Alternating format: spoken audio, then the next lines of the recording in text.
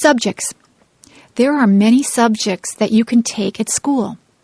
My favorite subject is music. I like to sing and to play the clarinet. I also like art.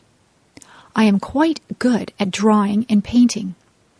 History is a good subject. I like learning about the past.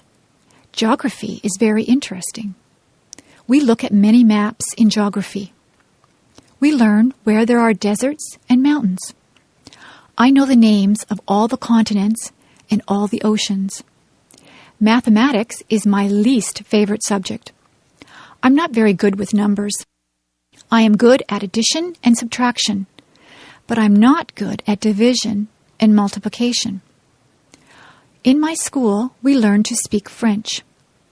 We learn French because Canada has French and English-speaking citizens. English literature is a good subject. I enjoy reading books. I also like to write compositions and poetry.